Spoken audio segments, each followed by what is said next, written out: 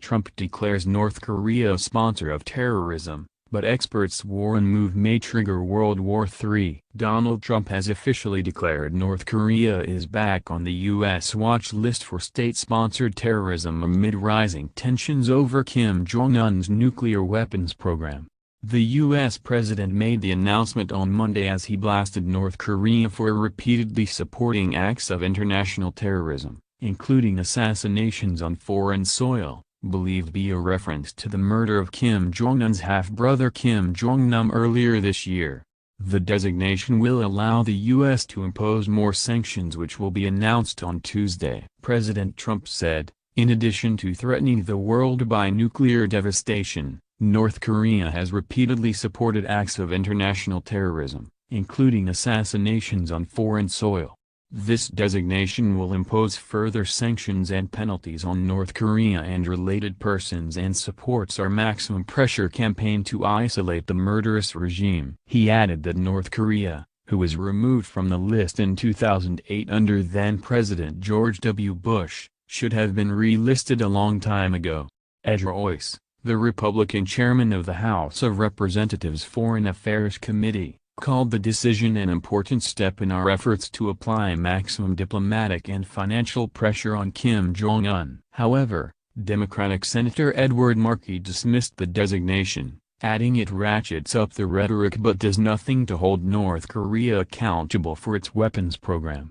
Meanwhile, some experts, including a former chief U.S. negotiator during the 1994 North Korean nuclear crisis, have warned it could be a miscalculation by Trump and just further cements a dangerous game of escalatory brinkmanship amid World War III fears. The list includes Iran, designated in 1984, Sudan, added in 1993, and Syria, listed in 1979. The announcement comes after a United Nations report revealed that North Korean weapons were discovered on Iranian ships en route to war-torn Somalia.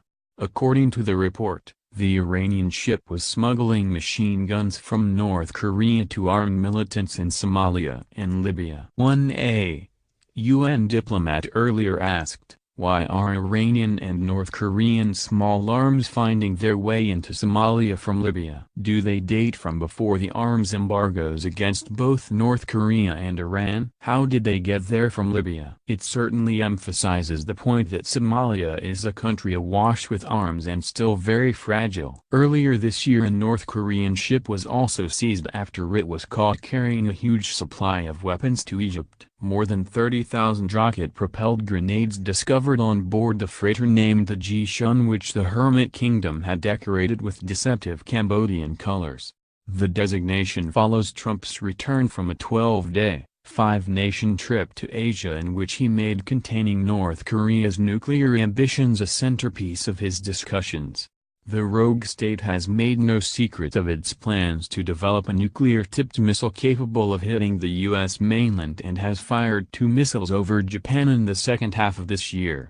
On September 3, North Korea detonated its 6th and largest nuclear test, which sparked an artificial earthquake with a magnitude of 6.3. Meanwhile, South Korea's spy agency said on Monday that the despotic nation may conduct additional missile tests this year to improve its long-range missile technology and ramp up the threat against U.S.